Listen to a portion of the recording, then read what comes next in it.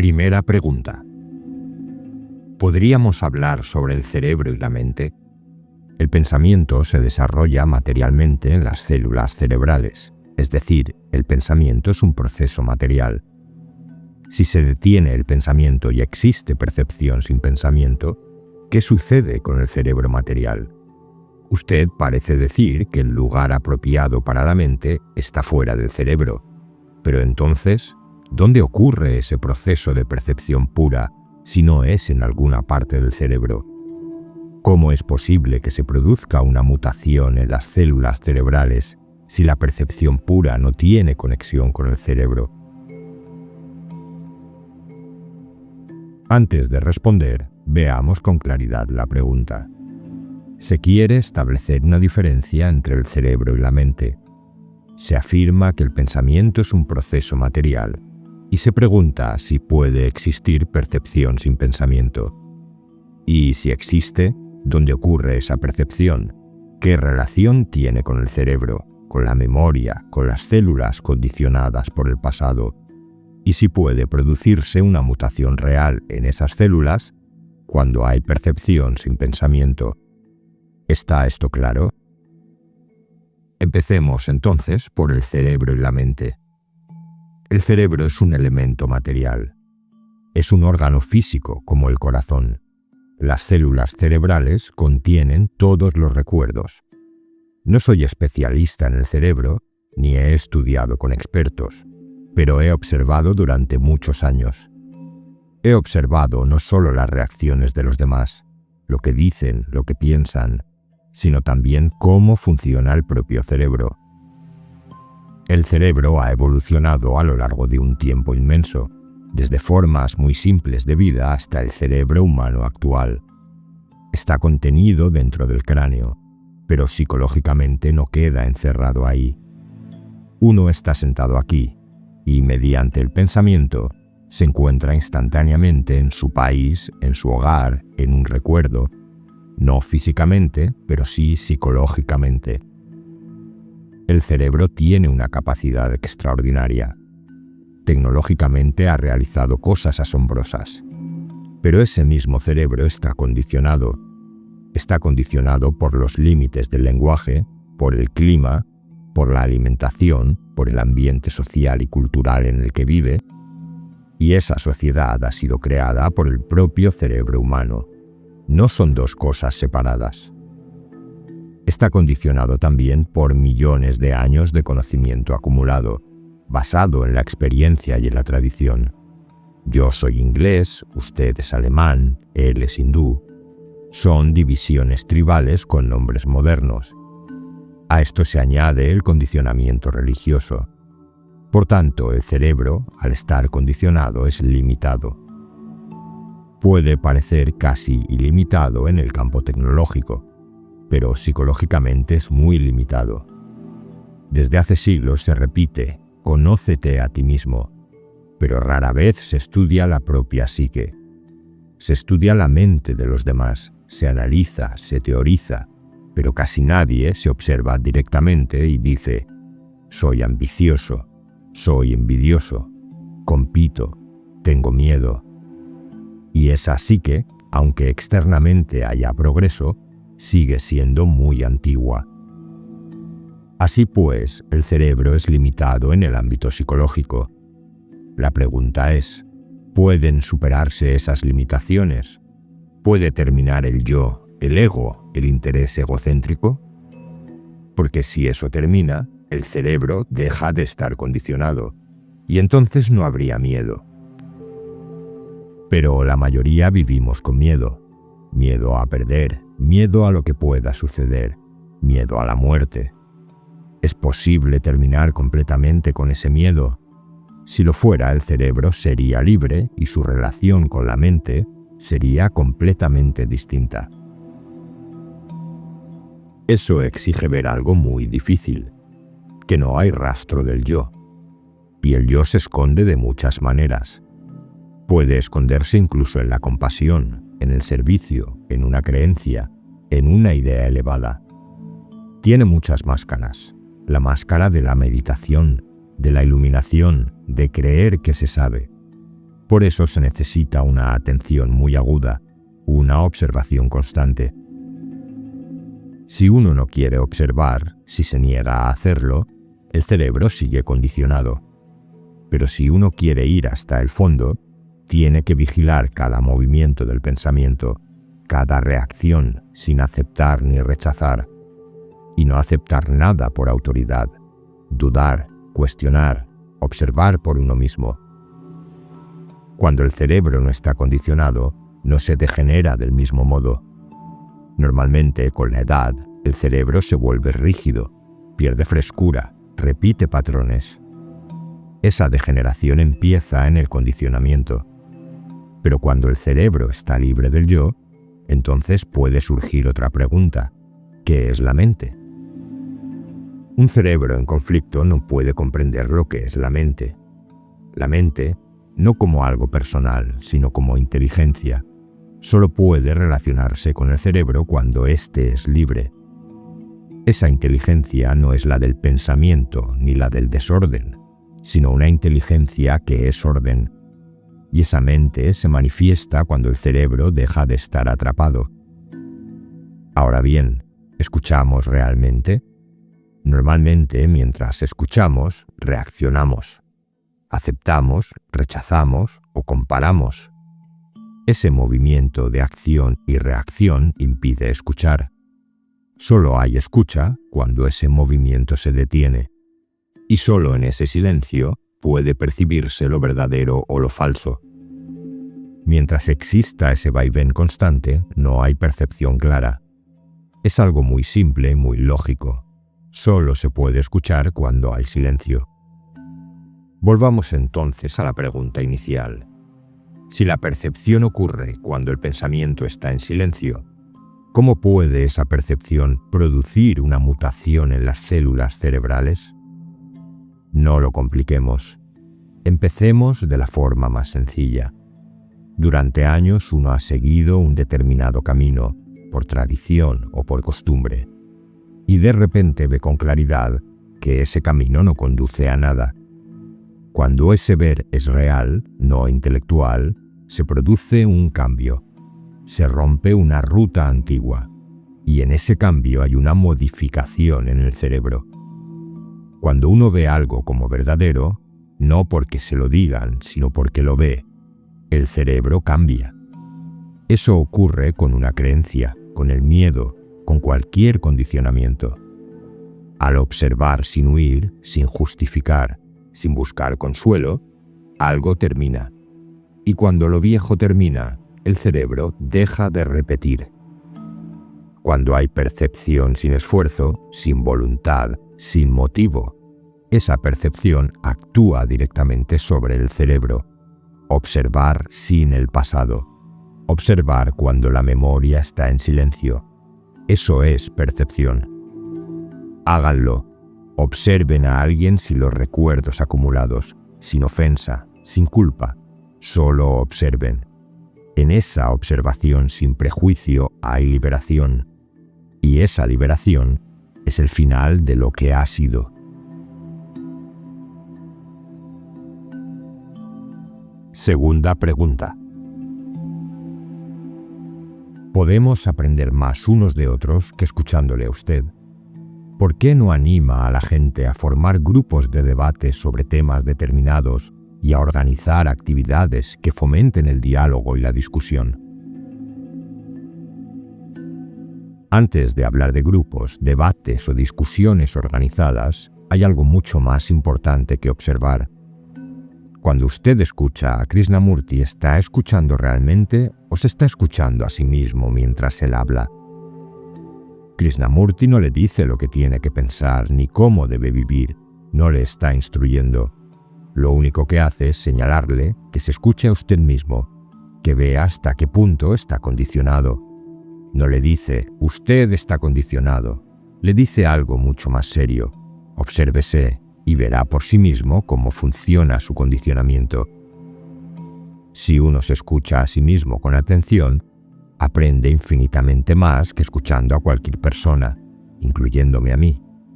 Cuando usted escucha de ese modo, Krishnamurti no es un maestro que transmite conocimiento, es simplemente un espejo en el que usted puede verse tal como es.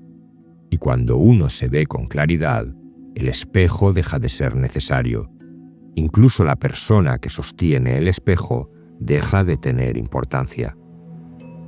Así que la cuestión no es si debemos organizar grupos o no. La cuestión es, ¿nos vemos a nosotros mismos con claridad? Porque si dependemos del diálogo, de las relaciones, de las asociaciones, de las instituciones o de los grupos para comprendernos, inevitablemente nos volvemos dependientes. Y la dependencia, psicológicamente, es un asunto muy serio. Entonces surge una pregunta fundamental. Cuando dependemos de otros, ¿qué estamos aprendiendo realmente? ¿Qué entendemos por aprender? Esta no es una cuestión trivial. Normalmente aprender significa acumular conocimiento.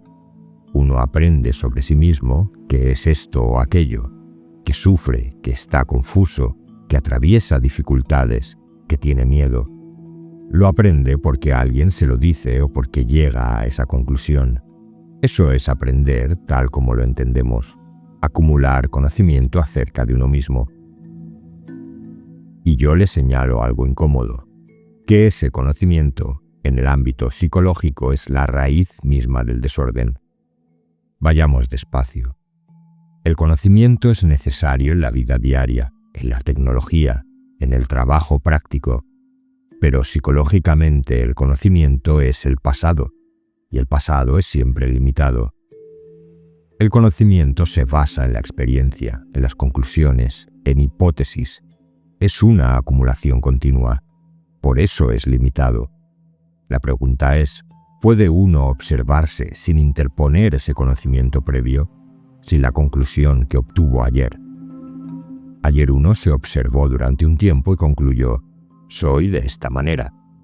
Esa conclusión le produjo satisfacción o desánimo. Eso es conocimiento del pasado. Y hoy vuelve a observarse a través de esa conclusión.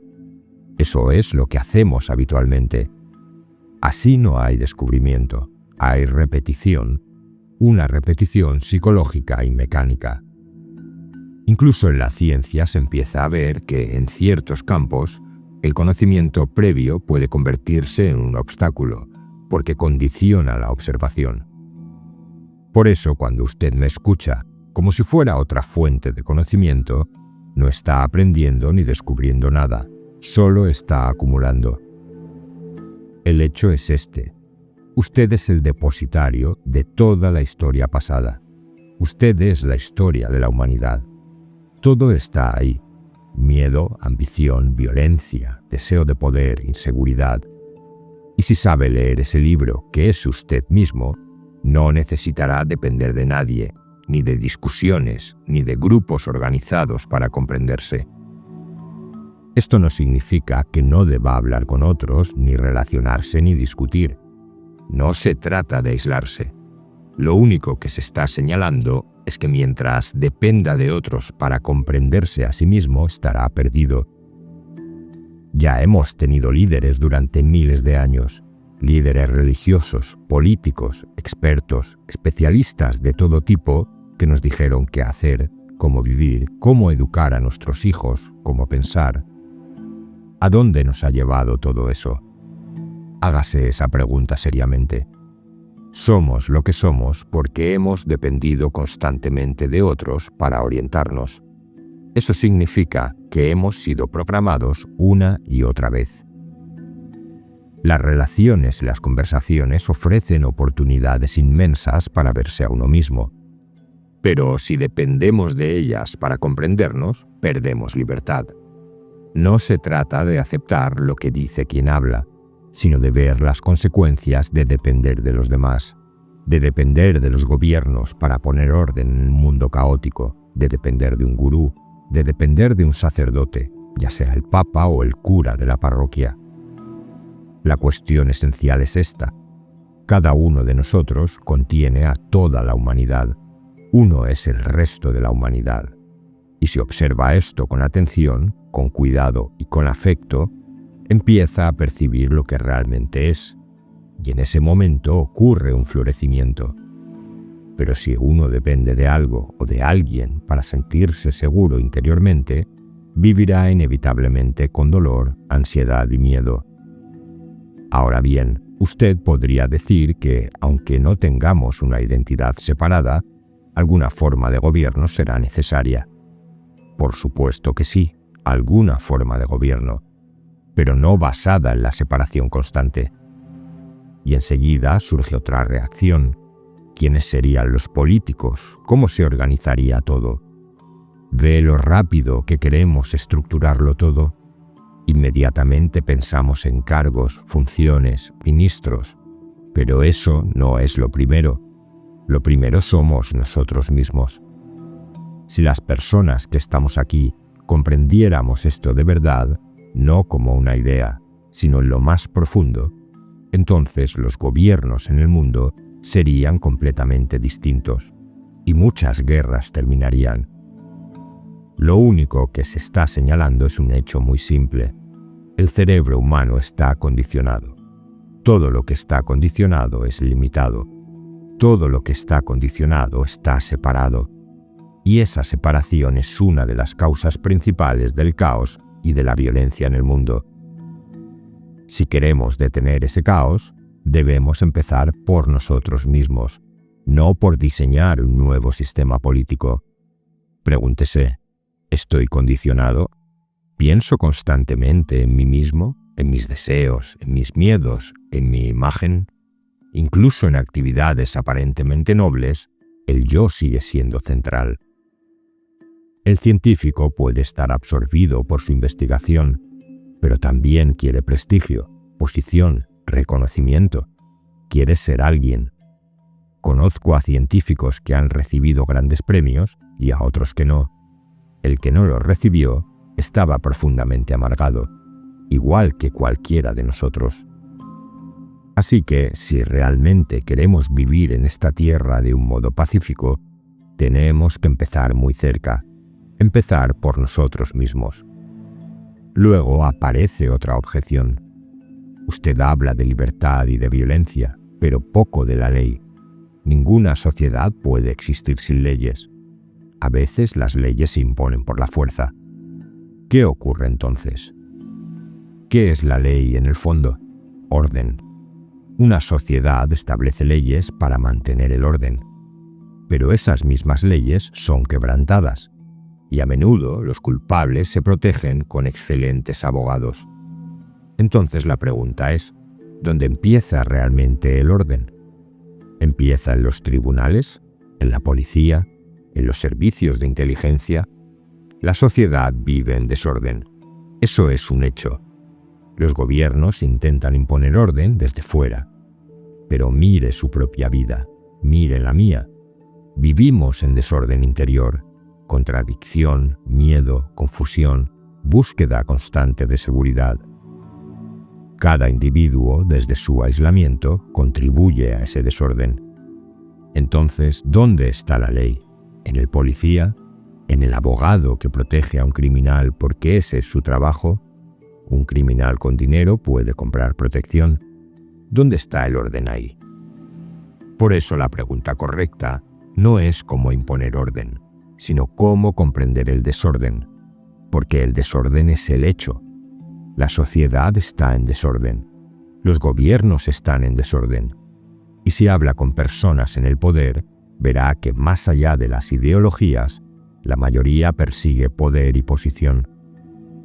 En momentos de crisis grave, puede haber unidad temporal. Pero cuando la crisis pasa, volvemos a los viejos patrones. Así que la propuesta es muy simple. Si la ley significa orden total, ¿no debería uno empezar por ver si puede vivir en orden total, sin contradicción entre lo que piensa y lo que hace, sin decir una cosa y actuar de otra manera? Mientras vivamos en desorden interno, la sociedad seguirá en desorden, y los gobiernos también.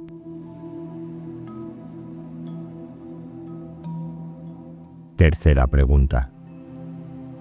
En estos días está muy extendida la idea de que todo es relativo y una cuestión de opinión personal, que no existe algo como la verdad o hechos independientes de la percepción individual.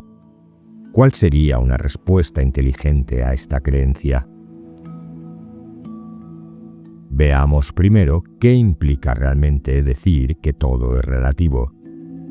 Si todo es relativo, entonces lo que yo veo es verdad solo para mí y lo que usted ve es verdad solo para usted.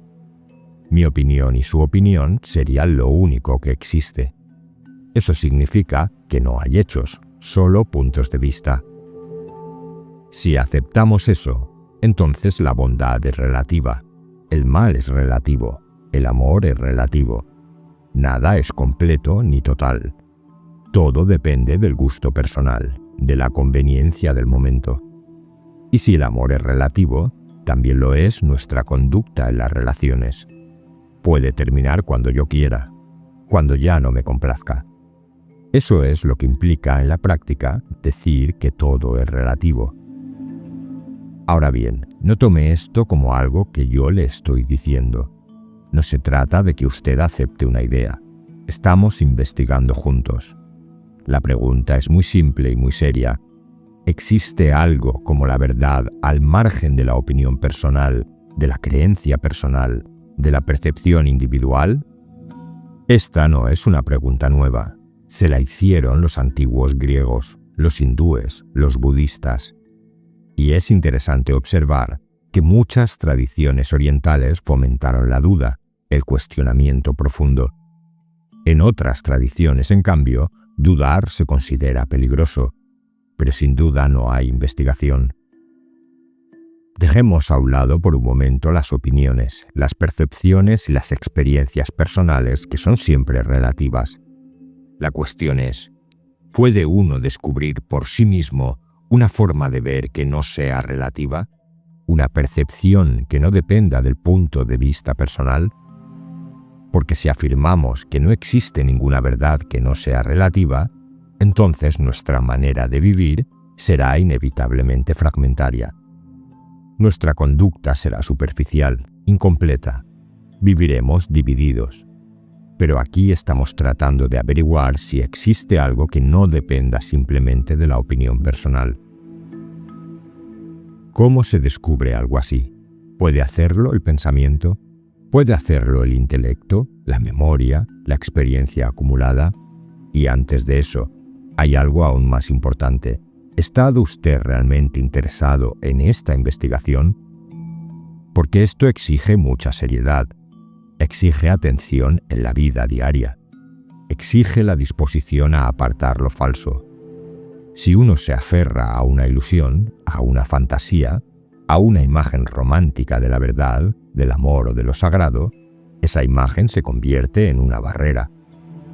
Así que tenemos que preguntarnos, ¿vivimos en ilusiones? ¿Tenemos ilusiones sobre las personas, sobre las naciones, sobre la religión, sobre Dios, sobre nosotros mismos? ¿Qué es una ilusión?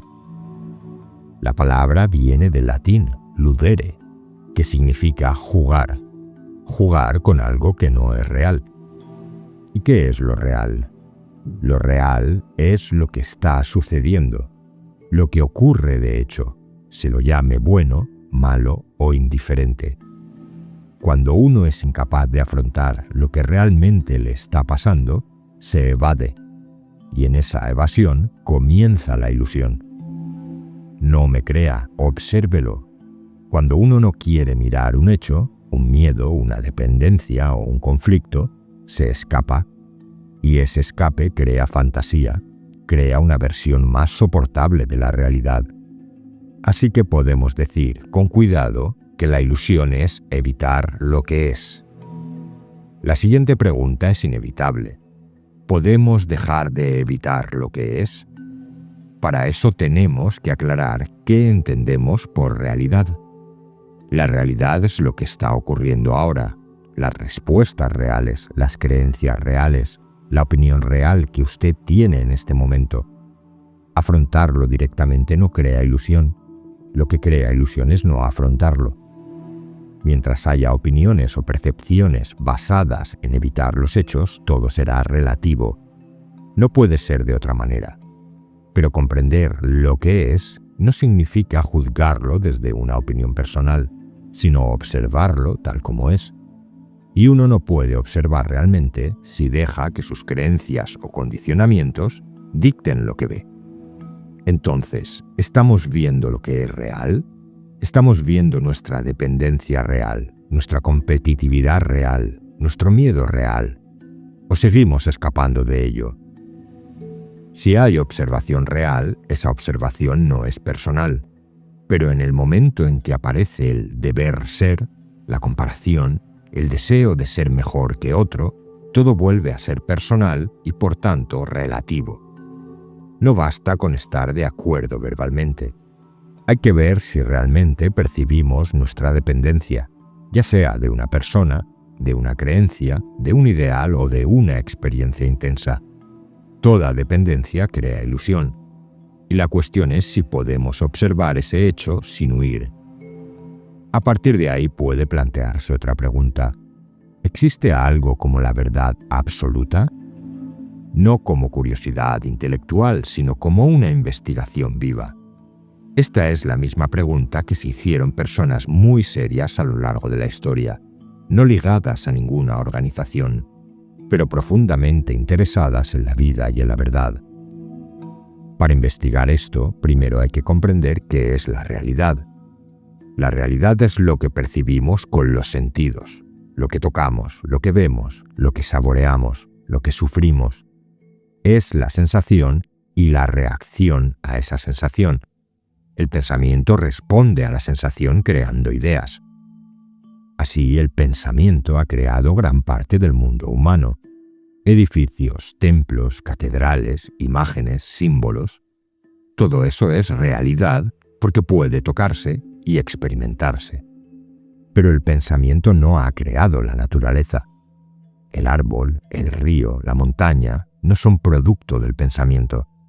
El pensamiento hace una silla con el árbol, pero no crea el árbol. Entonces aparece una distinción clara. El pensamiento ha creado el mundo humano en el que vivimos, pero no ha creado el universo.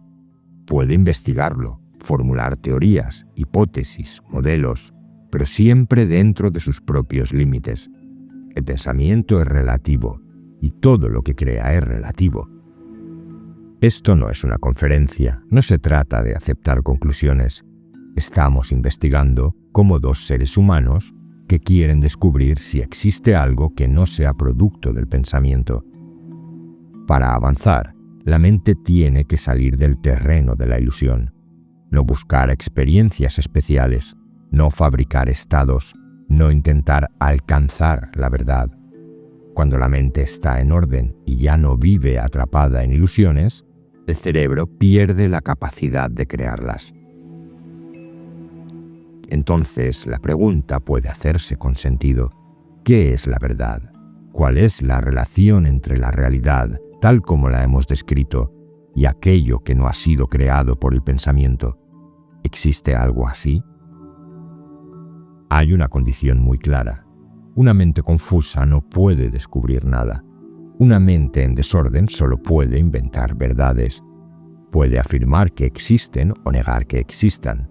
Solo una mente en orden absoluto, completamente libre de ilusión, puede descubrir. Los científicos investigan lo externo mediante el pensamiento, pero si uno investiga lo interno, descubre que el yo también es materia, que el pensamiento es materia, y al observar eso directamente, hecho tras hecho, sin teoría, uno empieza a ir más allá. Esto es algo muy serio. No es una reflexión de una hora. Exige toda la vida tal como es. Esfuerzo, miedo, ansiedad, aburrimiento, soledad, sufrimiento. Todo eso es la vida. Y hay que comprenderlo y terminarlo, no evitarlo. Cuando eso se comprende hasta el final, lo que queda no es una opinión. Lo que queda es la verdad.